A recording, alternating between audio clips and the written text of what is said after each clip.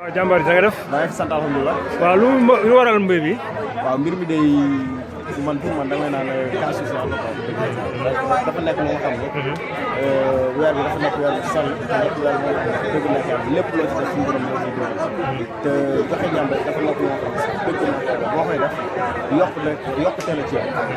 ñu toogoon waxtaan ci pourquoi pas ñu def si ndogu nit ñi dañ koy soxla dëgg nekk yàlla nit war ba ngoon nga yëkkati benn tànnal ma sax jox ko loolu ñu buñ ci am macha allah suñu borom dina la jàppale bu baax a baax te tamit nit ki boo nekkee ci gox nekk ay tout tànk dëgg neex yàlla sa ñi nga dëkkal war nañu xam ne yow mii yaa ngi baax loolu daal lañ ci jublu ba def ko te wax dëgg neex yàlla gis nañ ci réussite ba pare gars yi kontaan nañ xam nañ ne lekk yi doy na ndog yi doy na wax dëgg neex yàlla. tur bi nan la. sa tur nan la. Moussa Mbaye. waaw Moussa Mbaye kon ñu ngi lay sant la gërëm. jërëjëf fan ngeen jëm nii après.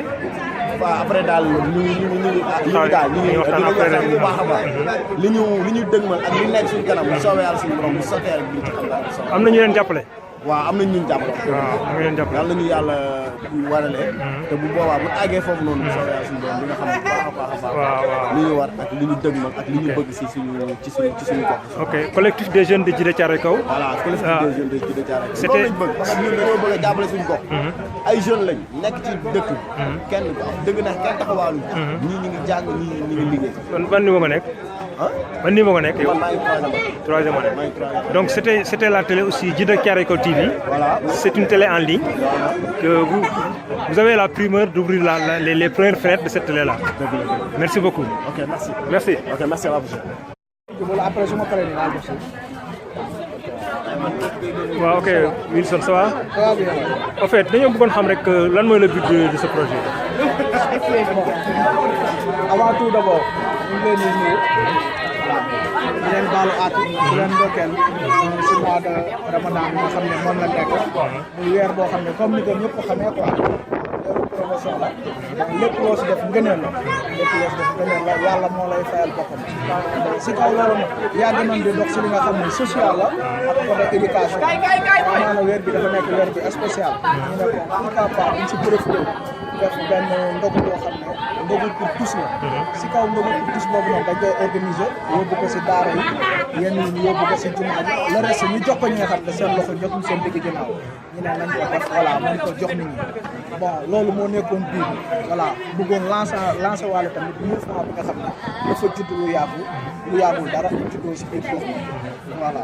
collectif des jeunes Djiddah Thiaroye Kao. voilà comme ni nga ko gisee. noonu la yaatoo quoi. voilà noonu la yaatoo nag amul xaaj ak seen xam nga amul xale bi amul mag bi amul paa bi amul mère bi ñëpp la quoi rawatina Djiddah Thiaroye Kao la concerné ñu takku taxaw jëmmal suñu gox fas yéene contribuer si lépp li nga xam ne dafay am comme activité dafay am comme politique dafay am si luy avancer loo commune bi voilà si loolu la fas yéene. Et la première personnalité de Djiddah Thiaroye Kao il a été au courant. waaw il était au courant.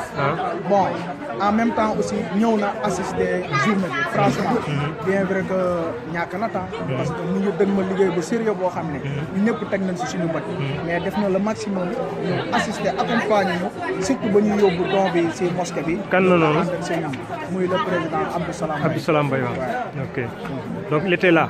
waaw il était là. à part lui am na yeneen autorité yu ñëw. bon muy les bonnes volontés. waaw te buñ naan les bonnes volontés ñun dañ siy gis suñu bopp. suñu xarit yi dañ siy gis suñu bopp àndandoo yi dañ siy gis seen bopp. voilà pourquoi ñu siy gis seen bopp mooy que bon ñun d'abord lépp lu am rek ñun dañ siy jiital suñu bopp dañ siy dem duñ si xaar dara. kon bu ñuy wax bonne volonté ñun dañ siy gis en premier suñu bopp wax dëgg fa neex yàlla. ok et puis si open quoi. dañ ko tijji pour ñëpp ñëw participer. ok bu yëfu kenn. ok première édition ndogu pour tous. après vous allez vers où. bon xam nga ñun amuñu frontière. bien vrai que ay doomu Djiddah Thiaroye Kao la si gox bi lañ juddoo fii lañ màggee nekk si commune bi mais amuñu frontière.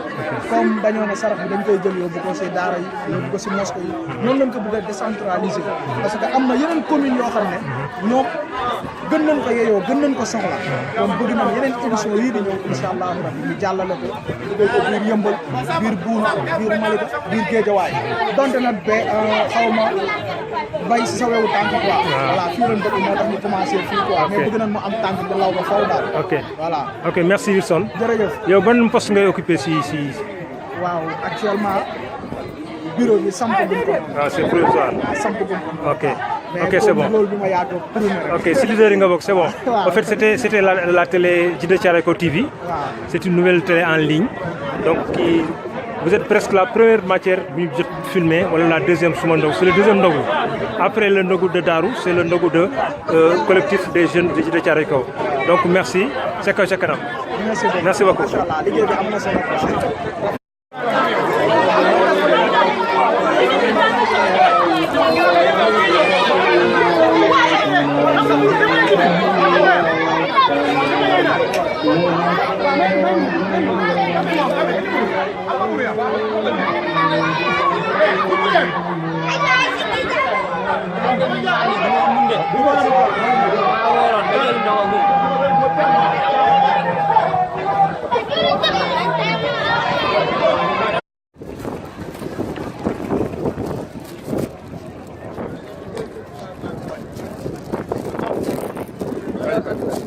solo liggéey seen Tuubaa di sant maam Cheikh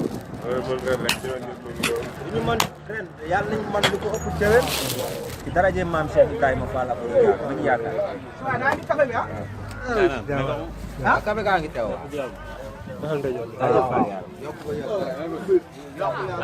ana Ibrahima Ibrahima Thiam